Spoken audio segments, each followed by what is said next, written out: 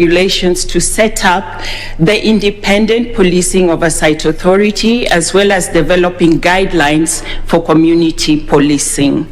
And in addition to these duties, I was also able to sit in a committee that was made up of stakeholders within the legal sector, and we developed what are now called the Mutunga rules because we felt concerned that we needed immediately the Constitution was promulgated to have the ability, the possibility for citizens to engage robustly with the provisions of the Constitution that allowed them to enforce their rights. And then at the regional level, I was a member of a task force or a committee that came up with a proposed bill for the East African community, a Bill of Rights for the East African community, and we engaged in advocacy with different government officials and also stakeholders from the member states. I was a leader of a delegation that went to Burundi that met with the government officials, with the Attorney General, with parliamentarians to advocate for the setting up of a National Human Rights Commission in compliance with the Paris Principles. I also led a delegation to the Nigerian government and had discussions with them to strengthen the statute that had set up their National Human Rights Institution. And I also got the opportunity to be elected as the Vice President of the Global Alliance of National Human Rights Institutions, which is a body that brings together all the national human rights institutions and is also the body that accredits national human rights institutions. Subsequently, I got the opportunity to support this body as a special envoy. And as a special envoy for this body, my work was to advise, to lobby, and to advocate for the objectives of this institution with international organizations. So basically UN agencies, the General Assembly in New York, the Human Rights Council in Geneva, members of permanent missions in Geneva and New York, as well as regional organizations. And then I teach at the University of Nairobi, which I love. I love teaching. It is something that I have done over the years. Even as a magistrate in the judiciary, I taught at the Kenya School of Law, and so I continue to teach there. I have had the opportunity to observe elections in Kenya and also internationally, and in 2019, I was part of a fact-finding mission that went to Zanzibar to examine the disputed 2015 elections where there were serious issues of concern. And we made a report to Katiba Institute of East Africa, Katiba cha Sheria, which is an East African NGO that deals with human rights, governance, and rule of law. Now, as far as I can say, these experiences that I've had have exposed me and challenged me.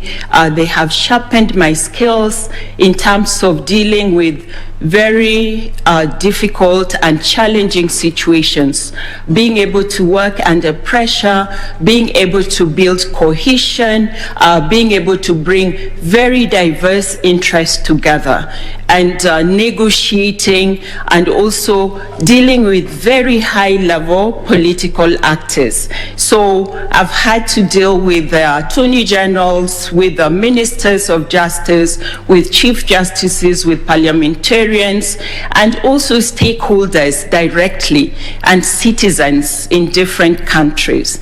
For me, this experience has enabled me to actually look at myself as a public servant, to be able to be somebody who can use my position to bring people together, to to work cohesively with others, but also to ensure that I do everything with integrity and also to exercise decisiveness when it is required.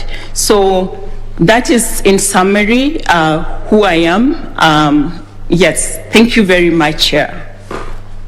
Thank you, Florence. Are you a registered voter? Yes, I am. I'm a registered voter. I have voted in all the elections and since I turned 18, I think, and the referendum. I vote at St. George's Primary School and have been a registered voter there for the longest time. The only other place I've voted before is in Langata constituency. Okay. Yes. So in 2017, you voted at St. George's? Yes, I did. School. Okay. Thank you so much. I'll now request Mr. Maurice Kimuli to ask you a few questions. Florence. Yes. I'll just ask you a few questions. Okay. Beginning from where Madam Chair finished with you. You said you voted in 2017. Yes, I did. Now we wrote to the Commission to check their records to confirm whether you are a registered voter. They responded to us and said they could not find your records. That is very interesting because I have a voter's card and I voted in 2017. I am so certain of that. I am passionate about voting. So if there is any report from the Commission saying that you're not a registered voter, it is the Commission that is wrong. It is. I am certain of that. Okay. But in your view,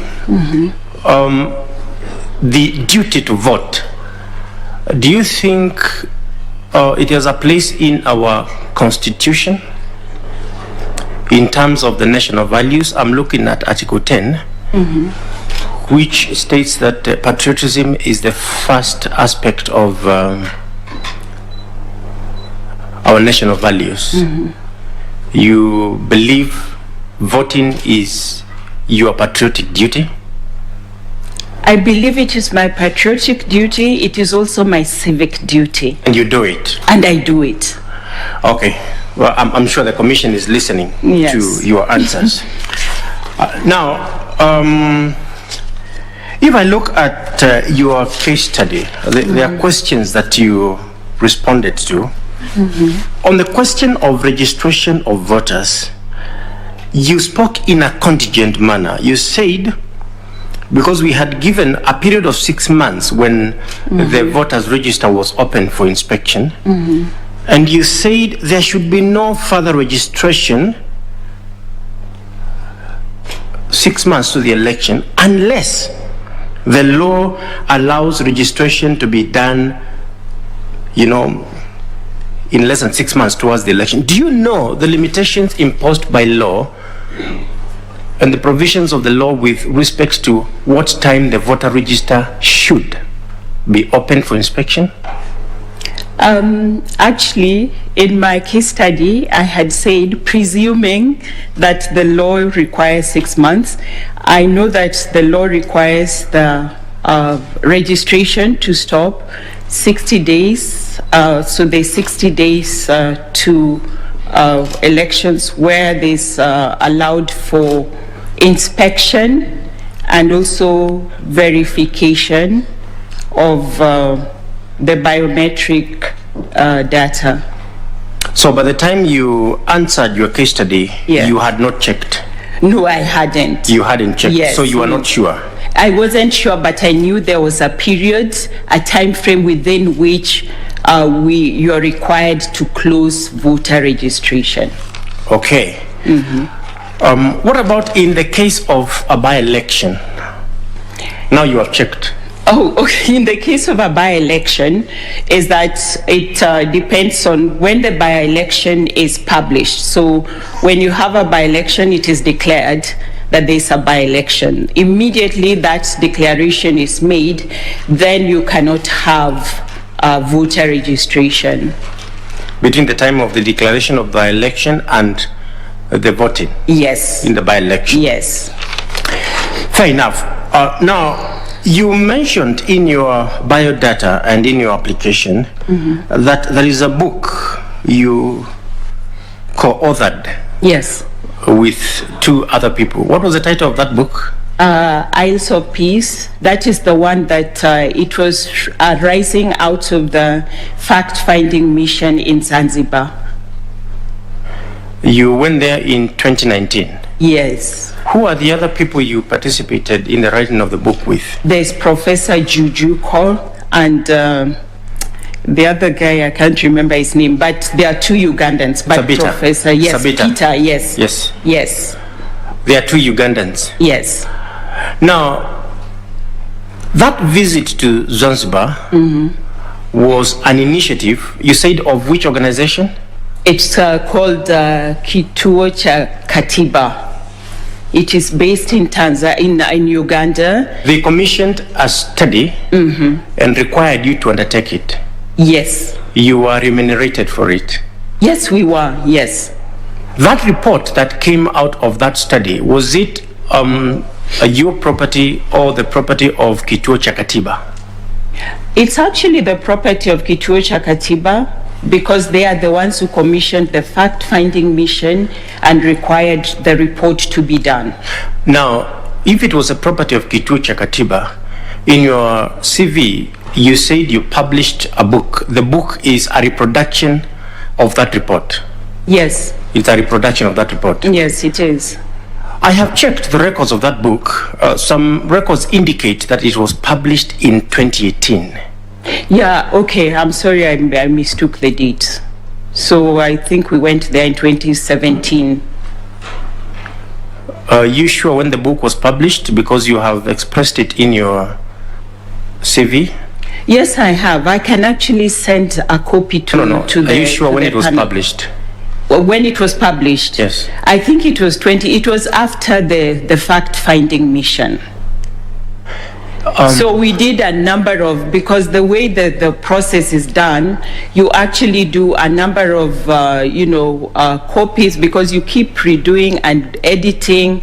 And then because it is Kituo cha Katiba, that's Kituo cha Katiba that is the owner of the document, it is them that determine when it is published. It is not the authors. My expectation is that if I've authored a book, and I have it in my biodata, I would know with specificity when it was published.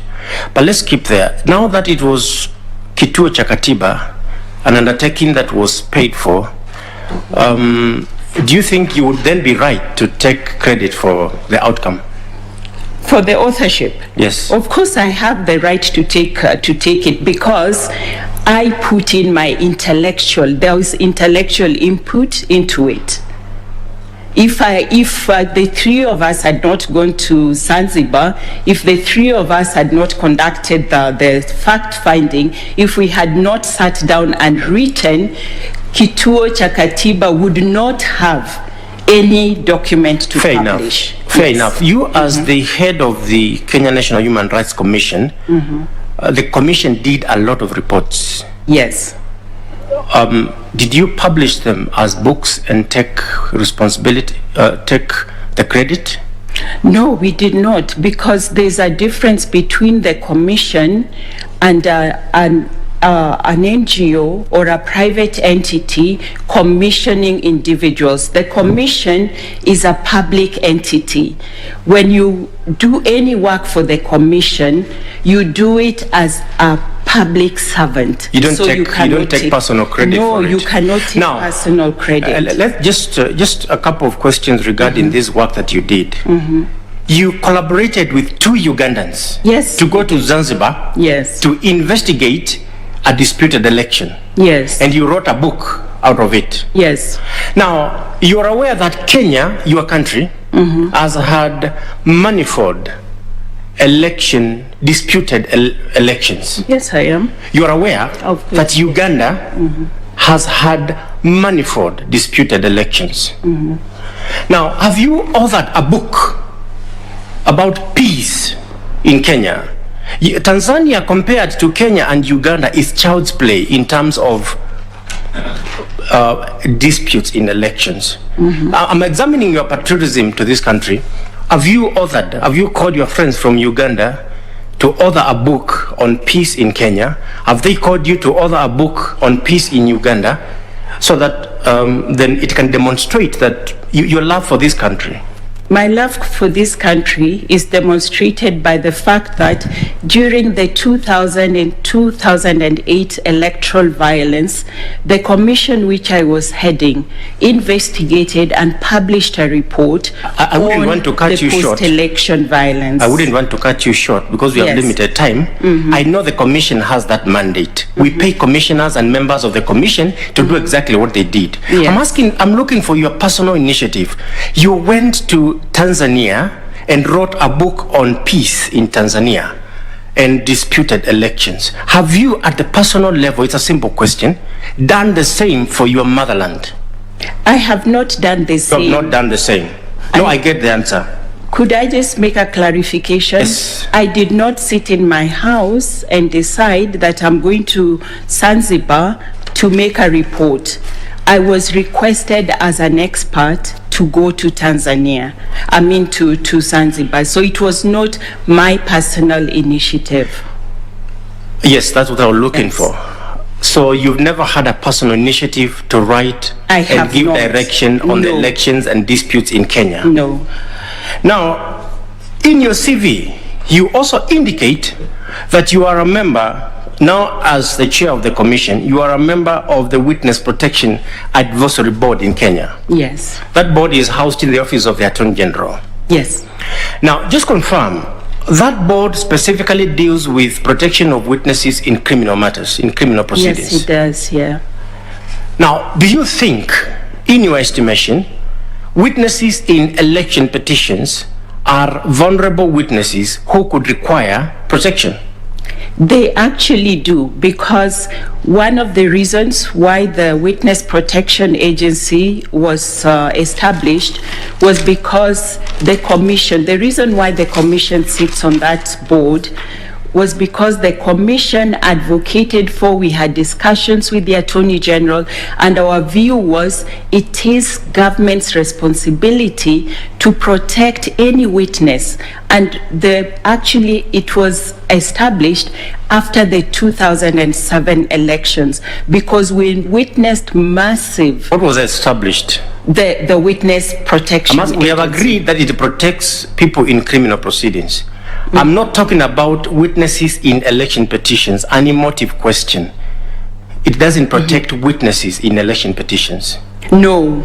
Did you think, Yes. as an advisor Yes. to the Witness Protection Agency, that it was necessary to extend protection to witnesses in election matters? Okay, so let me just explain my understanding of how this works. There's no exclusion of any witnesses under that act. Just look at Section 3. The agency, in my understanding, can protect a witness who is under threat. So a witness that goes before the court has a mandate to even request for protection for a witness who is before the court. So, notwithstanding those provisions, I am aware that courts can actually make a request. And if a court makes a request, the agency has no option but to offer protection to a witness who is before the court and is under threat. Fair enough. I said you just look at the act. It is very specific on who is protected. Now, in your view, do you think a petitioner in an election petition is a witness? A petitioner? Yes. Yes, the petitioner is the primary witness because that is his case.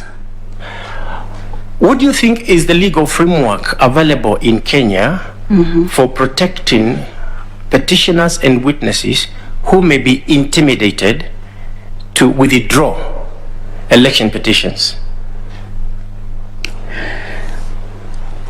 or who may be killed? As far as I'm concerned, I know that in your interpretation, the Witness Protection Agency does not have that mandate, direct mandate, but my understanding of the Witness Protection Agency's mandate is that anybody who is under threat and is under threat because of a case that is arising, a dispute that is before a court, that they have the duty and responsibility to extend protection That's okay. to such a person. Florence, Yes, outside the Witness Protection Agency, yes. are you aware of any legal framework that would protect petitions or petitioners and their witnesses against a situation where you are intimidated to withdraw the petition? Well, if you are intimidated to withdraw a petition, I am not aware of an official institutional framework, but my understanding is that if you appear before a court and make that claim, that the court can make directions. Or if you appear before the IEBC in its position, for example, if you feel that the IEBC can be able to take that as an offense that is related to being a party to an electoral process, then you can approach the IEBC. So you are not aware of any express provisions of the law? I am not. You are not? Yes. Do you know the procedure applicable? Perhaps this is a more direct one. When I am a petitioner and I want to withdraw an election petition I have filed. The procedure. Yes. I would imagine, because I have not been involved in election petitions, but the general principle in legal proceedings is that if you wish to withdraw, you will make the application to the court. So you have to notify the court that you are withdrawing your petition. Okay. Well, perhaps you can just look at it. There is a very clear procedure, and that procedure is intended to protect the integrity of election petitions and to deal with situations where you may be pushed to withdraw an election petition. I thank you very much and all the best. Thank you very much, Madam Chair. Thank you, Mr. Kimuli. Thank you, Mr. Kimuli. Okay, thank you. I'll now request Dr. F.S. Abdallah to ask you a few questions. Thank you, Madam Chair. Madam Jaoko. Yes. True to the words on what you said in your statement, you had 17 years teaching law, special envoy, and all these institutions. You've been sitting there. I just wanted to know, your statement says you're a quality and suitable candidate as you have the knowledge and expertise required to run a constitutional commission. I read this in your application from right? Yes. Now, we have noted in your participation in various institutions and involvement, all that. Were you appointed or invited to this institution because of your expertise and knowledge, or because of the fact that you are the chairperson of the KNCHR? So the position as a special envoy or as the vice president of the organization? Many others, like, you see, member of the task force developed a proposed bill on rights of East Africa, that member of the steering committee of the Network of African National Human Rights Institution, founding member East African Forum, the various anti-corruptions, the police training. Was it mandatory, yes, as the chair of the Kenya Human Rights Commission, for you to participate or to be invited in those task forces or commissions? It was, so what happened was that when the task forces were established, then they would gazette members of the task forces. So the membership was determined by the appointing authority, but I was appointed, even though I was appointed in my individual capacity, it was because I was in the commission.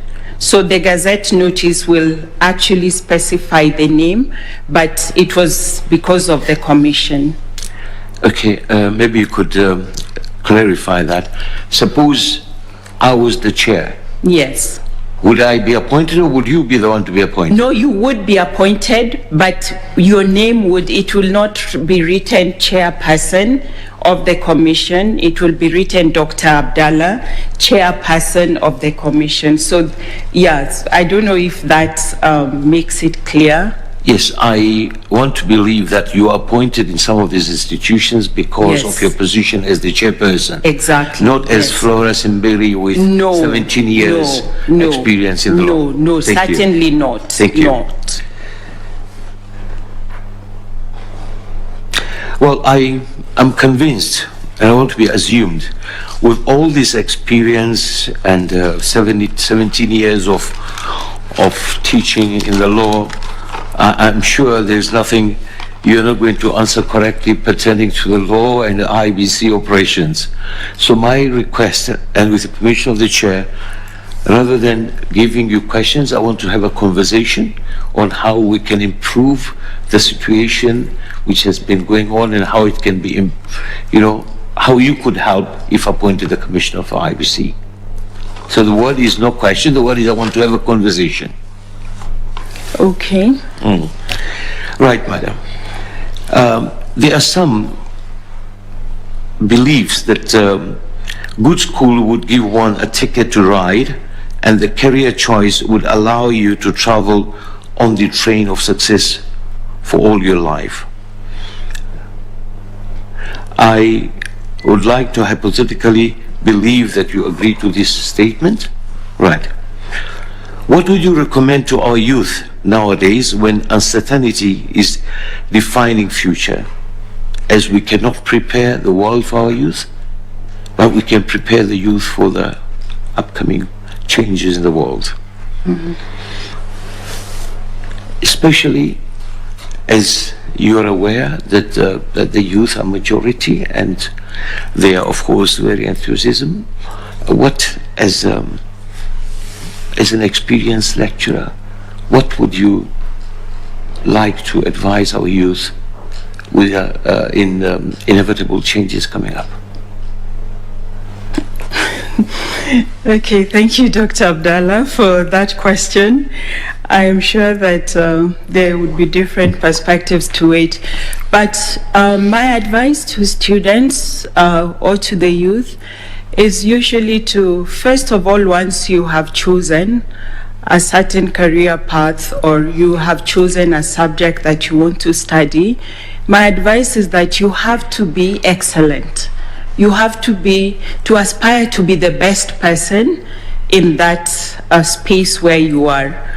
It's important for you to be outgoing, to volunteer for different situations that might arise as a result of you being a student. So if you are in a student space, to engage in as many activities as possible that can expose you to different environments. Because my belief is that currently it's not possible to tell a young person, for example, I would not tell my law students that because you have studied law, you must become a lawyer, you must practice the law. So my view and my advice to a student or to my students usually is that the law just opens doors. It is, education is there so that you can equip yourself with certain skills that enable you to be more versatile in the market, but also to look at education as something that enables you to, in a sense, exploit your creativity and to be innovative. So if, as a young person, you are passionate about music, you are passionate about writing, but you're studying law, there's absolutely no reason why you should not develop your passion, why you should not engage in something that gives you a lot of satisfaction. So considering that studying law is just an avenue to make you more knowledgeable, to make you more versatile. So that is what I would advise my students. But excellence and being a person of integrity, being a person who is committed, are things that will endear you to an employer, will endear you to your clients. If you decide that you want to go into business, or you want to go into your own private work. So just developing your person as an individual is so important beyond education. Thank you, Madam. So you'll agree that, and what I hear from you, Madam, that degrees and qualifications are only important as a launching pads, and not landing sites. Your learning happens as your life happens. Yeah. Right? And Madam, maybe you could tell us now, a law students takes how long to complete to come to the degree at the place where now they can exercise, or they can use their degrees to engage into employment? How long? How long? How long I'm does sorry, I had a knee surgery, so I may not hear you very well. So I will be more than happy to repeat myself. Yes. I'm saying, so we are on the same level, that degrees and qualifications are only important as a launching pad, right? Not landing sites. Meaning we could use your education degrees to launch your ambition, right? And your learning, your learning happens as your life happens. Simultaneously, you're doing your learning, but the actual learning in real life goes with your life, right? Now, here we are, we've got a law students, many of us when we were young, we wanted to be lawyers like you, engineers and that. Sometimes I trained as an accountant, I landed up in business, right? When can that be dictated or communicated to the student? Here we are, you've got a student who wants to come and enroll as a lawyer. How many years does it take? What I'm trying How to many years does it take? Yes. Yes. To qualify, to graduate. To qualify to be a lawyer. Yes. So to be a lawyer, you have to do the 4 years at the university. So that is, you get your bachelor's degree. And then you go to the Kenya School of Law, where you do practical, where you're taught, the trade of being an advocate of the High Court of Kenya. You also do an attachment with an experienced lawyer, a lawyer who is qualified. And then after that, if you pass your exams at the law school, you are admitted as an advocate of the High Court of Kenya. Once you're admitted as an advocate of the High Court of Kenya, you can apply to work in private practice, you can work in the government sector, but it is also possible for one to qualify with a bachelor's degree and do something else. So the law school is only to qualify you as an advocate of the High Court of Kenya. So it's possible to do things with your Bachelor of Law degree. So we are saying, Madam, that after 4 years, Yes. is that when the person is maybe free to do something else? So Yes. is there any mechanism as advisors, as lecturers, as policymakers in that you don't let the students spend the 4 years? That Because they can do something else. So you could study law, but of Yes. course they follow their passion. Yes. Now I realized that after 2 years that my passion is not this. I want to get into business. Yes. What happens to that student the 2 years he spent? Actually, there's no legal mechanism or framework or policy. I think, and that is why it's the responsibility of the lecturers and the people around the student to advise the student. So then the student, if they display, an interest in another area where they are more passionate about, then it's about guidance and mentoring of that student. And guidance and mentoring happens at the university, but it also happens outside the university. But the university makes available forums for students to interact with different, people from different business, from organizations. So those are the opportunities that the university can give to students to be able to develop themselves and to identify the kind of career paths they would want to have. Thank you very much. Thank you, Dr. Thank you. All the Abdallah. best. Thank Thank you. you, Chair. Thank you, Dr. Abdallah. I'll now request Mr. Gideon Solonka to ask you a few questions. Yes, Madam Simbiri. Let me begin with a very simple one. What are the 4 qualifications for nomination as a presidential candidate under Article 137(1)? So you have to be in compliance with Article 10 of the Article 73 of the Constitution. So in compliance with that. That's number 1 for you. That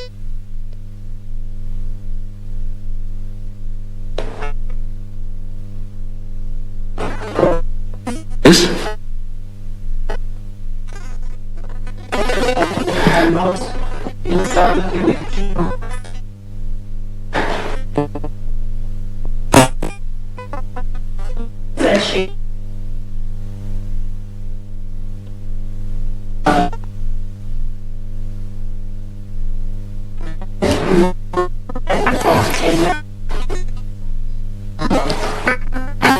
There's also citizenship. People can apply to be citizens of Kenya, and it's a process for that application.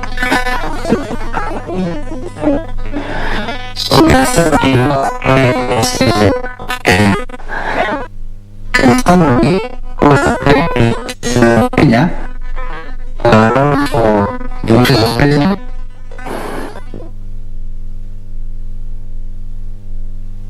Because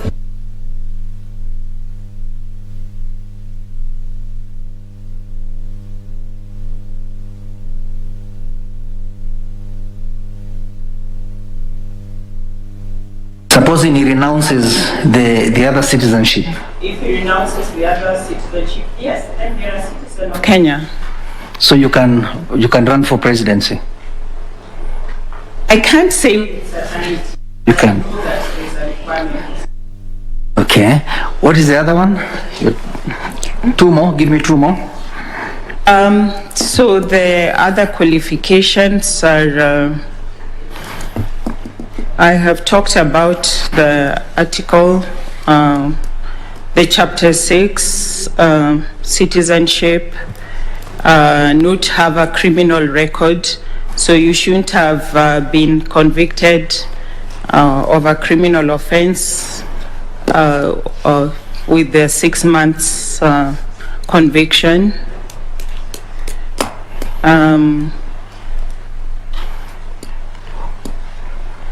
You through? You need to look at that Article 137 again. Yeah. Yes. What about disqualifications? Disqualifications. Yeah. So you Under Article 137 too? you'd be disqualified if you have that conviction, a conviction, if you are of unsound mind. Yeah, if you're not a citizen of Kenya, obviously you'll be disqualified. Which is the other one? If you're not in compliance with the Article 6 of the Constitution. Again, I request you to look at Article 137(2). Now, let's go to the real issue here. Result management was a serious point of contention in the 2017 presidential election. And you remember the Supreme Court Presidential Petition number 21, that it was one of the main issues. Kindly address us on how presidential results are processed and transmitted from the polling station to the National Tallying Center. Okay, so the results, the first point is at the polling station, and then from the polling station, you have them go to the tallying centers at the constituency level, and from there, they go directly to the national tallying center. And the requirement, I believe that IEBC has certain forms that they use for collecting the results at the polling station, where the results are tallied and collated, and these forms are signed that then make up the constituency results. Then when they are taken to the National Tallying Center, it is the National Tallying Center that has the responsibility of consolidating all these results that have come at the national level. My understanding is that this case, the minor KIA case, which established that the results that is brought to the national level must be at the polling station. That first polling station is the one that constitutes what the National Tallying Center does, and the National Returning Officer has no role in correcting or rectifying any errors that might be in the results that are taken to the National Tallying Center. Thank you. What are these forms you've alluded to? I think it's 34A, 34B, and 34C. Okay, who signs 34A? And where is that done? 34 at the returning office at the constituency, at the polling station. Yeah. And then the returning officer at the constituency level. So you're saying that 4A is signed by a returning officer? Yes, it's the returning officer at that level. Which level? The polling station level. You sure of that?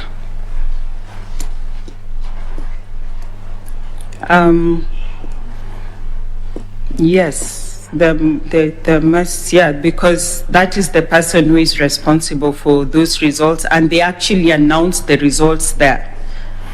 Then from 34A, what happens? Then it goes to the constituency. Yeah. Then from the constituency, it goes to the National Tallying Center. Okay. Now, we've had IEBC complain of insufficient network to transmit presidential results from the polling station to the National Tallying Center. Mm-hmm. Okay? Yes. What proposals have they given to deal with that problem? So the problem they have is because of the electronic transmission Yes. of the results, and the problems the challenges they've had is the failure of network, and their argument is that for this to be done seamlessly, you need 3GB networks in all the polling stations in the country to be able to do that. So one of the things that they've recommended, and I think they've been working on, is to work with the service providers to ensure that there is network that can be able to transmit the results. But there are also areas that have no network at all. That means that those results have to be moved to an area that has network for them to be transmitted. When that fails totally, then those officers are actually forced to carry the physical ballots to the National Tallying Center. So that's, I think that has been the challenge for IEBC in terms of just those logistical arrangements. Thank you. Let's go to another issue, and this is on voter suppression. This is a real threat to the people's right to free and fair elections, and it happens throughout an electoral cycle. What is your understanding of voter suppression? So voter suppression is where you make it difficult for voters to register and also to vote. So I believe that the Constitution actually provides that in terms of registration of voters, we should not have administrative measures that make it challenging for voters to register. So this could happen in terms of voter registration. It could happen where, and this from the case study that you gave us, for example, there were the 2 million youth who do not have identity cards. When the youth do not have identity cards, it means that they cannot vote, they cannot register as voters. That is an aspect of voter suppression, because those voters, eligible voters, are not able to vote. The requirement that you can only register with a national identity card can be a problem, because some of those young people, they have maybe birth certificates that could be used or other alternatives. So it would, the country will have to think of, to avoid that, you need to have maybe alternative documentation. So there are countries where they allow people to use multiple registration information. Then during voting, it is also possible to suppress voters when there's violence, when there's intimidation, and this is beyond the electoral management body. So this is an external process that suppresses voters. On the other hand, the electoral management body can also be accused of voter suppression if they do not allocate, accessible voting or polling stations. Then voters who are unable to access polling stations, either because of distance or because they are persons with disabilities and there's no proper arrangement for them as persons with disabilities, maybe persons with minority languages. So that would suppress them, because it would automatically mean that either they avoid going to vote, or when they go to vote, they encounter enormous problems. Thank you so much. Now, lastly, security is a major concern among us employees of IEBC and the electorate during an electoral period. You recall that during the last elections, there were incidences of insecurity and physical harm to IEBC employees and voters and even children, citizens of this country.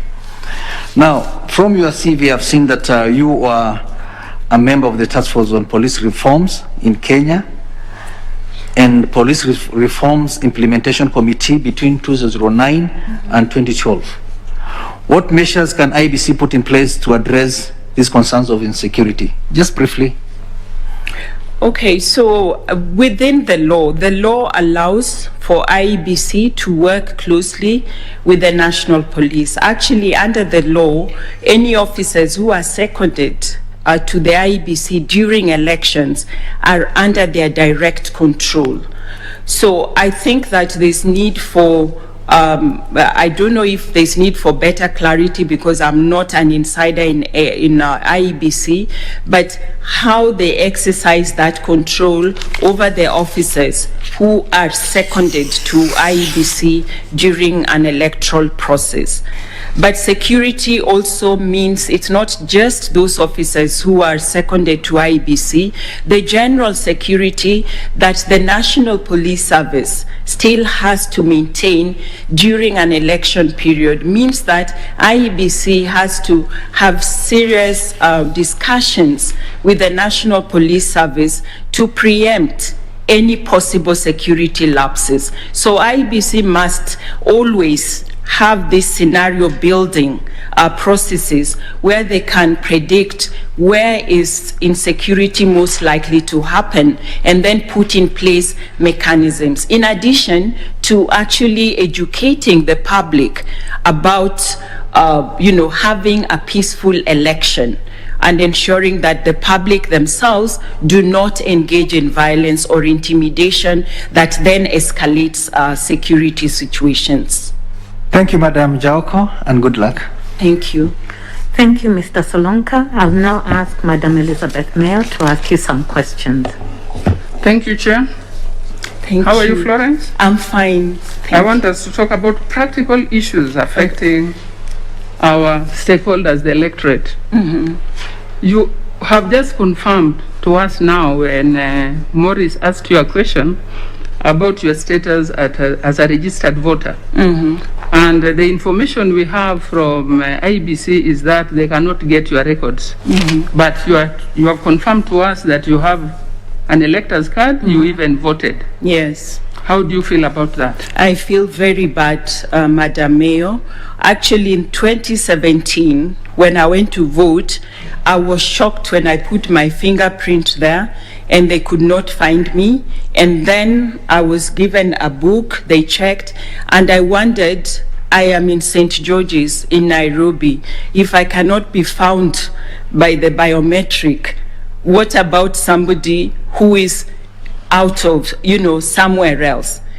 And there was no explanation, you are just moved to the next place. So I felt I did not feel happy about it. So can it be true that the information you Yes. have was obtained manually while IBC was using biometric to identify the voters, and that is why they cannot get your information? No, they actually asked us to go back. We had to go back to the polling stations to give our biometric. And in any case, in 2013, we already had the biometric, the electronic elections. And I voted in 2013 as well. Okay. Yes. Now that you know that challenge is there, Yes. if you are appointed a commissioner now, Yes. what would you do to ensure that voters don't go to polling stations and they find their names are not there? How will you address this challenge? So I think this is about the IEBC, ensuring that within the legal frameworks that they have and the regulations that they have, that give them authority to update the voters register, to inform voters, to check on their details. And when voters check on their details, hopefully the information that you're getting is correct information. So it is for the IEBC to actually clean up their voter registers, to be sure that when they are updating, because one of their roles is continuous updating of the voters' role. So that means that anybody who has been a voter for a long time, they should have your information. So I think for me, if I joined the IEBC, I would really find out how does this happen and how do we make sure that every voter actually is recognized within their system, whether it is in the electronic or the manual system. And my understanding would be that there should be no difference between the electronic and the manual. Okay, thank you, Florence. Now that you have identified the challenge, what information will you communicate to the electorate, some of them watching you now, such that they can avoid having their names not in the register when they turn up at a polling station? What information can you give the public? So I think that if there are issues like that, first of all, the IEBC is responsible for voter education. I believe that this is an aspect of voter education, informing voters of lapses that could occur. Obviously, as IEBC, you don't want to say that you're going to have so many lapses that you're just setting people up, that they're going to come and they're not going to find information. But to inform the public that in the event that this happens, this is the procedure that will happen. And when it happens to anybody, to capture that information so that at the end of the voting period, IEBC should have information of voters who did not find themselves in the system. and be able to then correct the system. Because once you have your elector's card, it is also very difficult for the IEBC official at that point to tell you, no, you cannot vote. But to keep that record and then to communicate to the public after the elections that these are the numbers that we found, these are the steps we are taking, and we have now rectified, please come and verify. Okay, Florence would like this done before the election, because if it is after the election, it means that Yes. the people affected will not vote. Am I right? The people who are not in the system. Yes. Yes, but So- that is why the IEBC has to give information, and they have the mandate to publish the information that now you can inspect the register. Thank You can come and verify your biodata and make sure that at least all the electors have done that. If they haven't, I think IEBC should also have some bulk SMSing system, because they have your other information where they can be able to send messages to people who have not verified their information. Okay, thank you, Florence. So, in order to make it simple for the electorate, Yes. what can you propose to simplify this process? I don't need to travel all the way from Kisumu to come and inspect the register at Kibera. So, what proposal can you give to simplify the process? Well, first and foremost, people should be able to verify their information at the polling station at the station where they're registered. They should also, because the constituency offices of the IEBC, they have 290 constituency offices, so those should be points where people can go to physically. But they should also have, because they are required by law to publish the roll of voters online on a website. So that means that for those who can access online services, they should be able to check their documentation. They can also use what I believe, other government agencies are using, where you can check your information. You can put in your ID and be able to see, am I a registered voter, and where am I registered? Okay, thank you, Yes. Florence. My next conversation is touching on the response you gave Mr. Solonka on transmission of results after the people have voted. One key challenge that IBC must work on is to instill confidence on the electorate, especially after the electoral process. Supposing that in polling station X, the media reports that candidate Y got 10,000 votes. But the commission in its final reporting gives that same candidate, same polling station got 5,000 votes. The electorate will be They'll be wondering which one is correct. Yes. So how will you deal with such a challenge? So Having different results from the same polling station for the same candidate. So first of all, I think that from the word go, IEBC should have SOPs with the media and other stakeholders, observers, agents, where you're able to say that the person in charge of this polling station, when you're making the announcement, because you have a form where you're saying, these are the results, that you actually give the same information to the media, because the media are not the ones who are responsible for counting the votes. But the way votes are counted in Kenya, it is in public, and people are able to see this is vote for who, and the numbers. So it is that person at the polling station who has the responsibility to ensure that information that is given to all these stakeholders within that polling station is the same. Now, if there's a problem in such a scenario, then obviously the IEBC national office needs to deal with that and have a correction of that information. So my assumption would be that the media probably did not get it right. If the media are right, then that would be a very tragic situation, because it means that this document, that is the only record of what the results are, is not correct. Okay, thank you, Florence. From your response, you are concluding that you feel maybe the media was not right. Why do you think the media was not right and not IEBC? So I'm not saying that not IEBC, I'm saying that you have all these other stakeholders at the polling station. So you have the political party agents, for example. Yeah. It would be useful for the national office to find out, because this is a case where you have to investigate internally what went wrong. So you have to find out. So is it only the media that is reflecting this result? What are the political party agents or the candidates' agents? What are their results?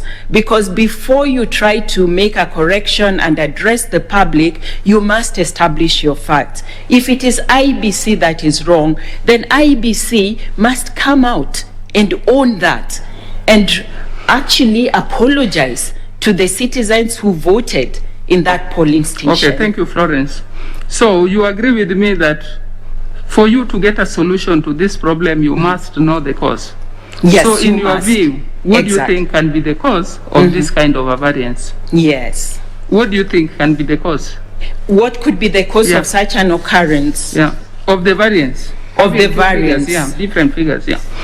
So the variance, so that's why I'm saying that the media, my assumption is that the media are present in a polling station when the results are being given out. Now, the media are allowed to tally their own, to make their own tallies.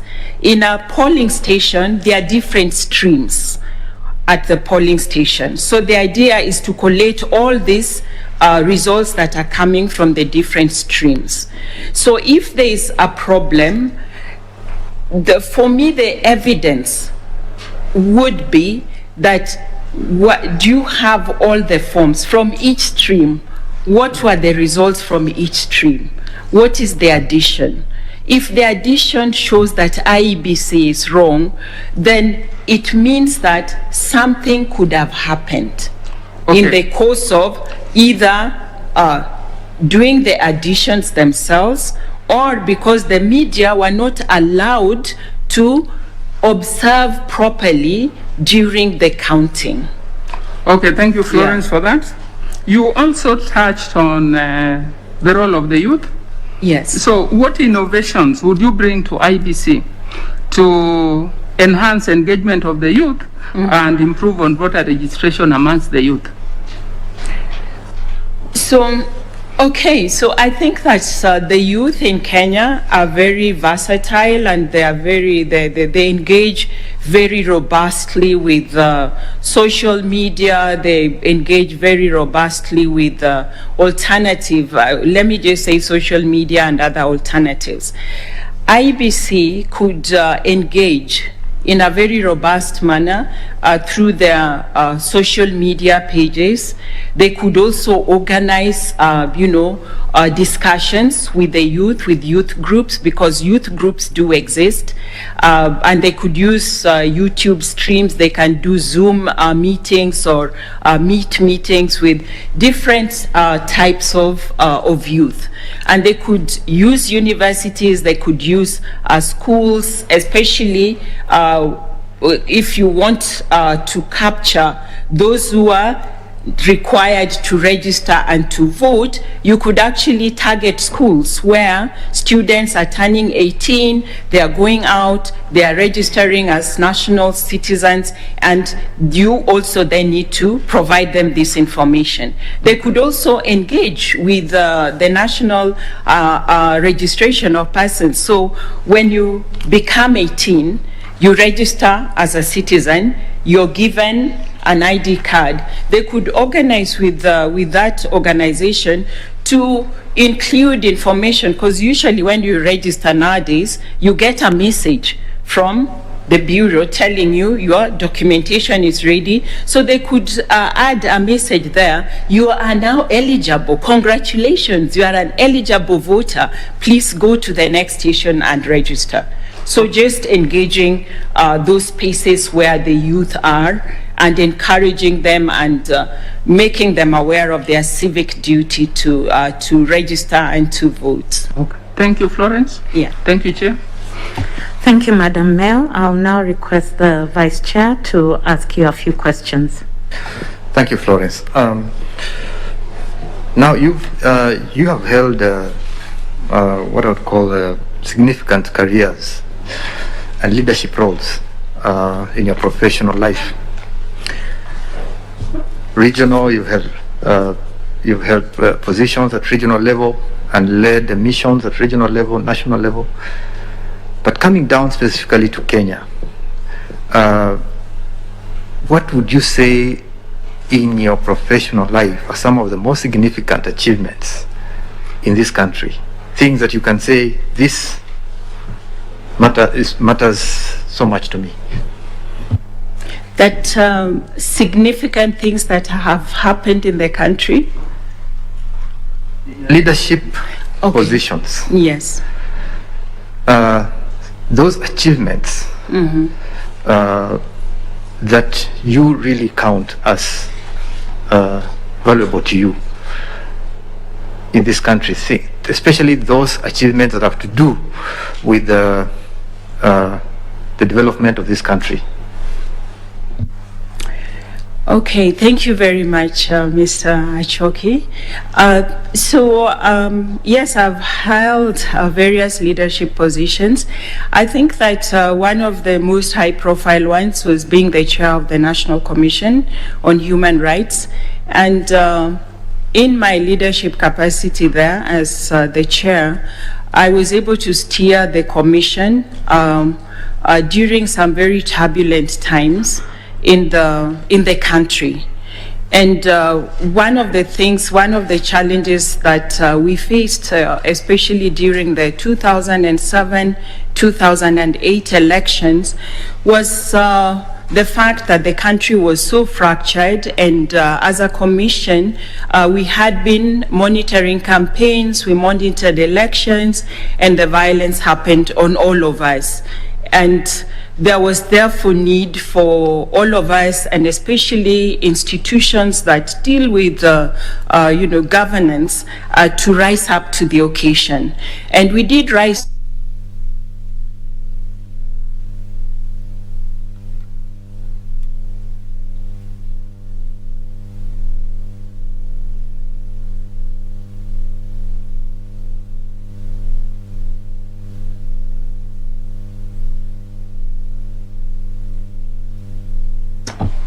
When you do a report like that, it is not for your internal consumption.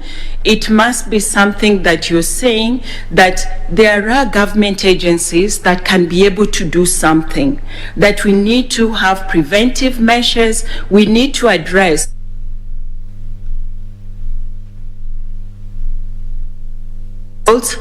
with my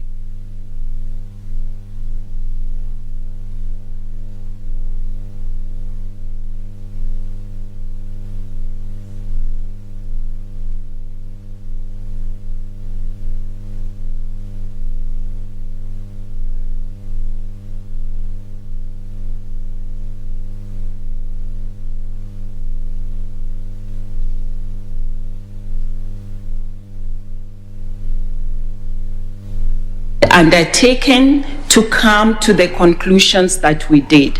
We also gave specific recommendations that we felt would be important. I can assure you that the discussions were not always very friendly, but the important thing was that this was leadership. You have to do what you have to do, and you have to recognize that you are working within an environment where there are but then also to reassure the citizens that we had interacted with that we are not just collecting information for the fun of it, we are actually going to pursue institutions that are responsible to ensure that, first of all, your current trauma, your current loss is addressed, but also that there'll be a future in Kenya where this will not happen. Thank you, Florence. Just picking up from there, we had those events, those unfortunate events in Yes. 2007, 2008, as you mentioned. And you did all that as a commission and under your leadership with other agencies. Did all that work. We had the Kriegler Commission, the Waki and Kriegler Commission, follow up on those issues. Yet in 2017, again, Yes. we had a repeat of almost similar issues, violence, loss of life by citizens. What is amiss? What is missing in this equation? In our, in the way we manage our democracy. What is it? Okay, so my assessment is that we probably have a leadership deficit, leadership that brings people together, that believes in the Constitution, because we no longer have the excuse that we do not have a normative principle or, that we can organize our lives around.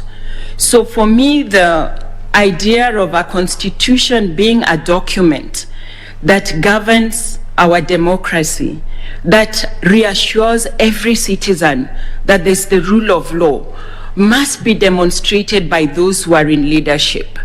And those who are in leadership need to take that mantle of being at the forefront, leading by example. So when we have the 2017 election violence, it's, in my view, I think that, yes, there's the external political happenings that mean that at the root of it, as Kenyans, we have not yet understood that an election is very important. It is the time when you directly engage with your civic duty and your right to choose your leaders.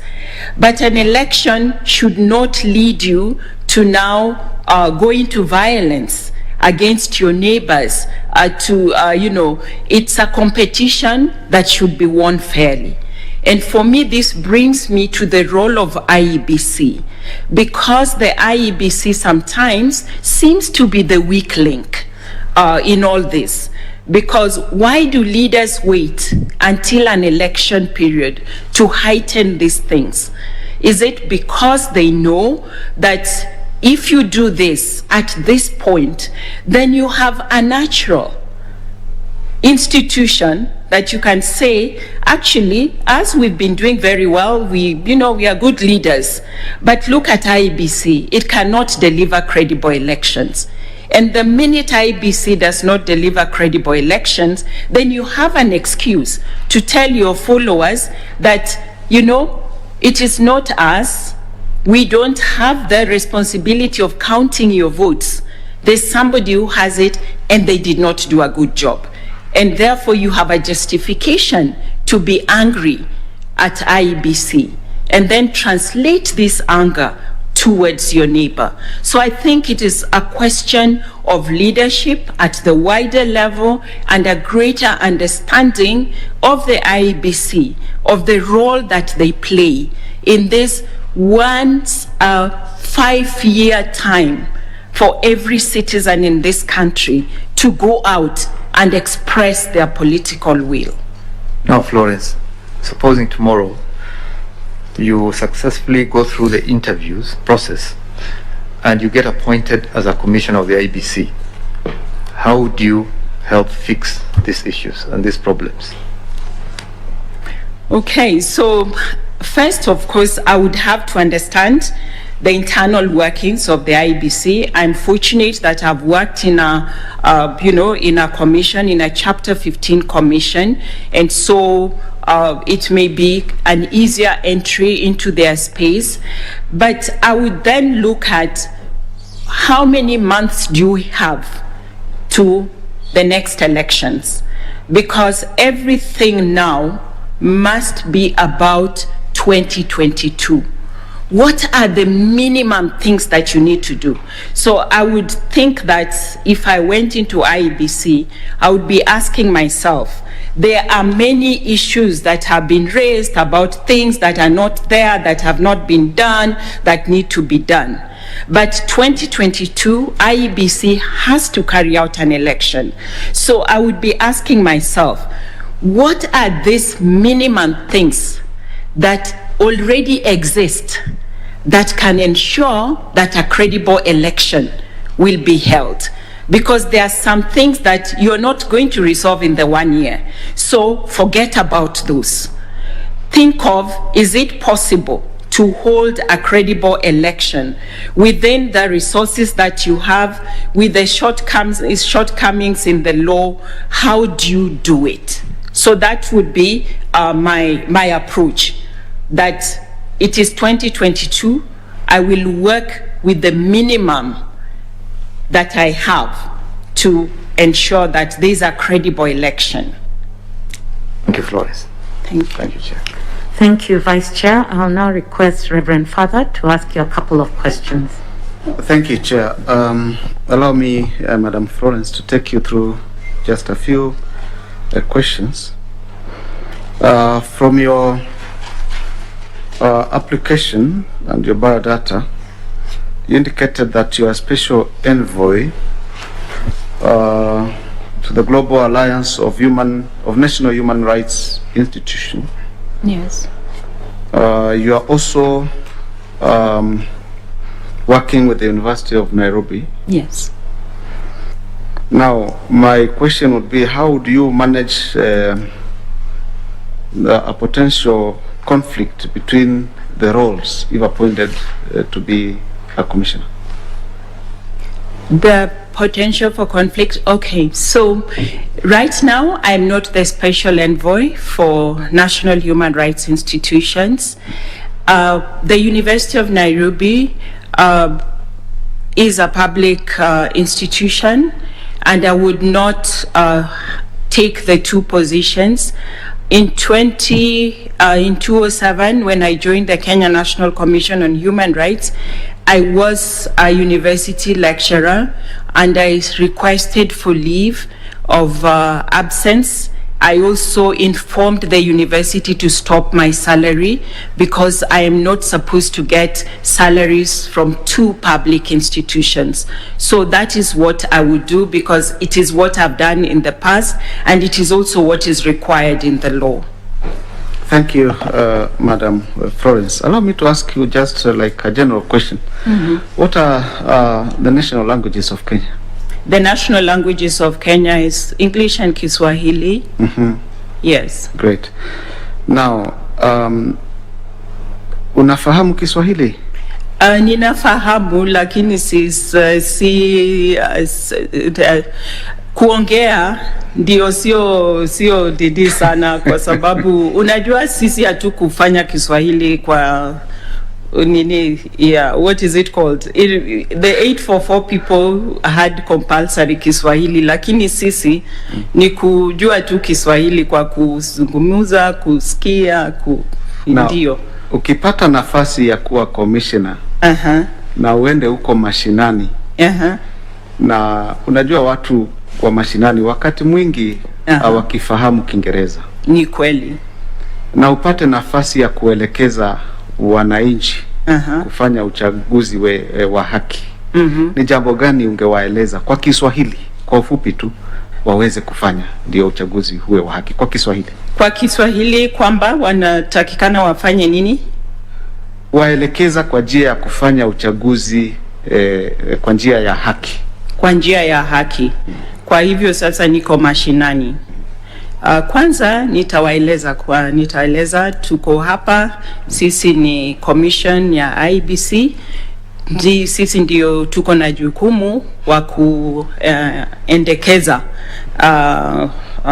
elections, na sasa tunaelekea upande wa uchaguzi, na tungependa tufanye kazi pamoja, sisi kama commission na nyinyi wananchi, ndio tuwe na ile uhusiano mwema kati yenu kama majirani, kwa sababu kuna watu wako na nini, wako kwa political parties ambayo pengine we uko kwa Jubilee, pengine mwingine ako kwa Wiper, lakini kwa upande wetu IEBC tungependa kwamba mkikuja kufanya uchaguzi msiwe na ubaguzi, muwe kwamba muwe na oh my goodness.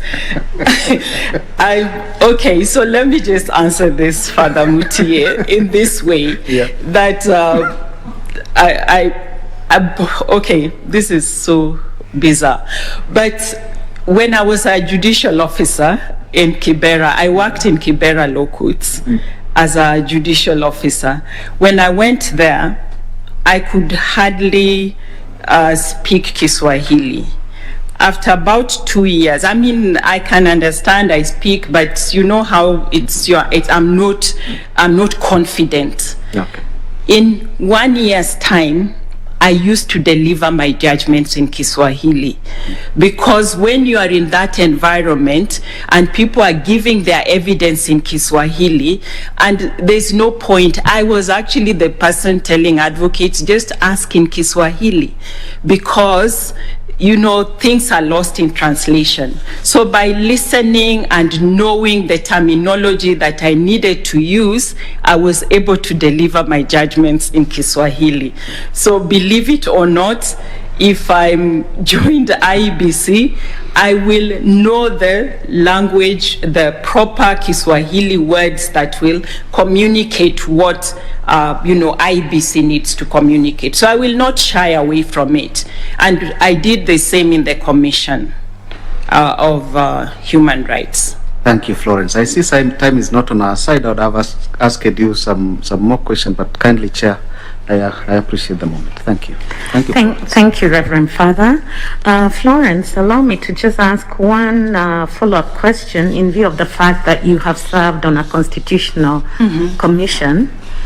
The current IEBC strategic plan does highlight that there are key challenges that are facing its independence. Yes. Article 249(2) seeks to safeguard the independence of constitutional commissions, and says, they are only subject to the Constitution and the law, and they are not subject to the direction or control of any authority. Now, control comes in different forms. You served in a commission that received funding from donors, external funding, and IEBC similarly can receive this funding. So I just want to find out, how would you, if you are an IEBC commissioner, safeguard the independence of the commission from any interference, even through the control of funding by external donors? We are living in a world where we've had, in other jurisdictions, yes, or where other countries have been alleged to interfere with the elections of certain countries. So what kind of mechanisms or measures would you put in place? Give me just one, actually, to ensure you safeguard the independence of IEBC. In funding? With regard to funding from with regard to external funders. So the most important thing, and this is what I did at the Commission at KCHR, because we sought for funding from donors. What we did was to ensure that our strategic plan included all the activities that we wanted to do. And when you have a strategic plan that encompasses everything, and it is a credible strategic plan, then you go to anybody who wants to fund you, because even government wants to know, they give you funding, but they want to know, what are you going to do with the money? So for me, it would be to ensure that any funding that comes to IEBC is based on the strategic plan.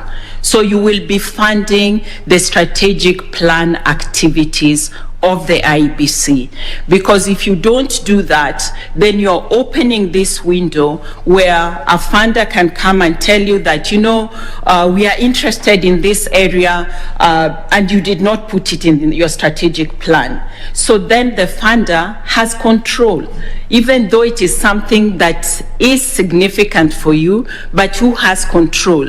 The person who has identified it for funding. So you gain control by having a very credible strategic plan and only sourcing funds through that strategic plan. Thank you so much, Florence. We've now come to the end of your interview. I can invite you to make any remarks you may have to the panel. Okay, so first of all, thank you so much, Chairperson and panelists, for giving me this opportunity to come for this interview. I am sure that it's not an easy process, and I'm just honored and privileged to have been given the opportunity to be one of the candidates that you have interviewed for this process. And I just want to wish you all the best in the rest of the interviews.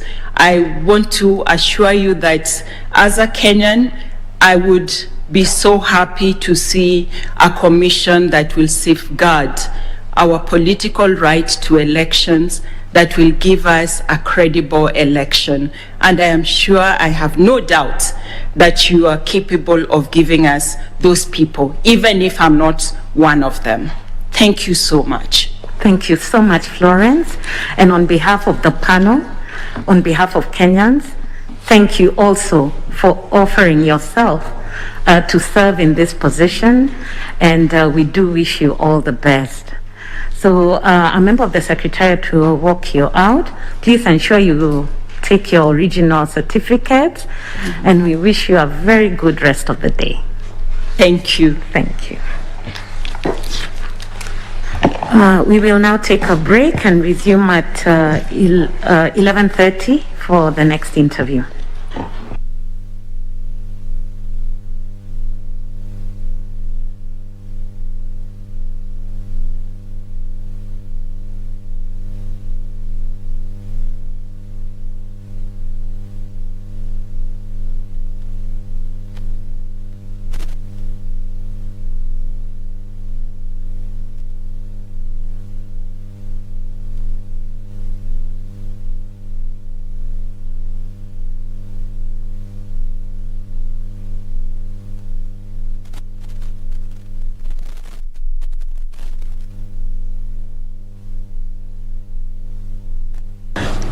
Well, good morning to you. My name is Daniel Wahome, and this is News Check. It's a Monday when we are keeping up with the interviews for the Independent Electoral and Boundaries Commissioners. And remember that after the review of the IEBC Act, then there was the requirement that the commission has got to be properly constituted, and President Uhuru Kenyatta set this in motion when he appointed the selection panel that's chaired by Dr. Elizabeth Muli with James Awori as the vice chair. And that panel also has Advocate Gideon Solonka, got Mrs. Elizabeth Mayo, the Reverend Joseph Gumbi, and Dr. Faradim Abdallah. And the candidate who has just left is Florence Simbiri Jaoko, who is a former chair of the Kenya National Commission on Human Rights and has also been a member of the steering committee of the Network of African National Human Rights Institutions. So at the moment, she has been an advocate of Kenya and worked as a judicial officer in Kenya for over 15 years, and she's worked in various government task forces. More interviews to be conducted today, because there are 3 interviews per day, each lasting 1.5 hours. Next to be interviewed is Francis Wanderi, who's from Nyeri County. He has got a Bachelor's of Education degree in the University of Nairobi, and also has a Master of Science in Education Management. Remember, that one of the roles of the IEBC, the Independent Electoral and Boundaries Commission, is voter education. What input would he bring in after being shortlisted from the candidates who applied for the job as IEBC commissioners, took the psychometric tests and started that? And also to be interviewed today, we've got another lawyer, former LSK vice chair, and this is Ms. Harriet Chigai. She has got a Bachelor of Laws from the University of Nairobi and is a former chair of the Law Society of Kenya. So the interviews will be going on today, and Ms. Harriet Chigai is going to be interviewed at 2 p.m. Ms. Francis Wanderi is going to be interviewed from 11:30 a.m. after the selection panel takes that half-hour break. Also happening right now, and this is at the High Court in Nairobi, is the hearing of the murder case involving Migori County Governor Okoth Obado. It has started and it's going to be heard over the next 4 days. And our reporter Sarafina Robi, we shall be joining the proceedings at Milimani as that continues. What are the key issues that that are for the people who are looking for the position of commissioner? 4 seats that have got to be there. This is after the resignation of Commission Dr. Roslyn Akombe, Commissioner Paul Kurgat, Commissioner Margaret Mwachanya, and Commissioner Connie Maina, and that was after the 2017 general elections. And most of these commissioners did resign over the dispute over the presidential election. So much conversations about the qualifications for one to be president, that are being asked to the commissioners, and also the political rights of people. This is something that has got to be protected by the Independent Electoral and Boundaries Commission. Also, the responsibilities of leadership that are required, knowing that if you become a commissioner of the IEBC, then you are required by law to drop any other duties that you've got, as you are a state officer, as stated in the Constitution, and those are the responsibilities that have been assigned to you as a leader.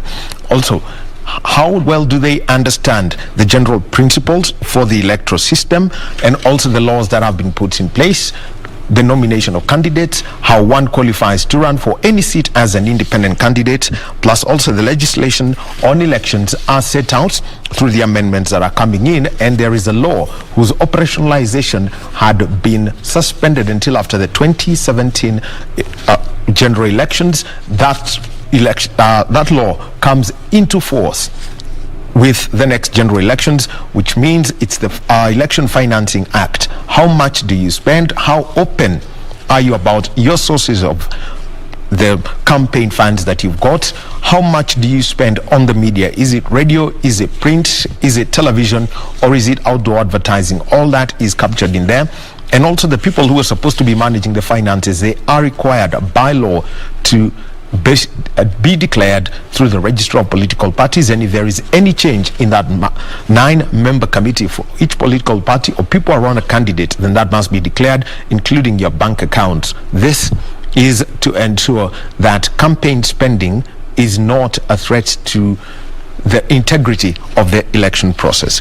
Also, the eligibility. How well do you understand the eligibility for people to run as candidates, be they for the parliamentary seats of the National Assembly and the Senate? And there is also the woman representative of every county.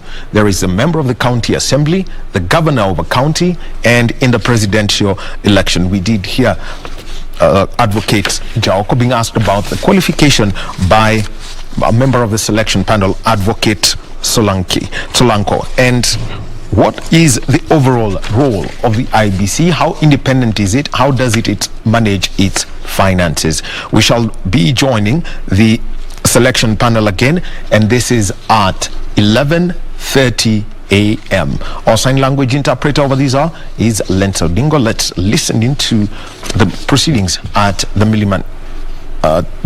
Milimani courts. Let's take a little breather and get back to the list of candidates who are yet to be interviewed.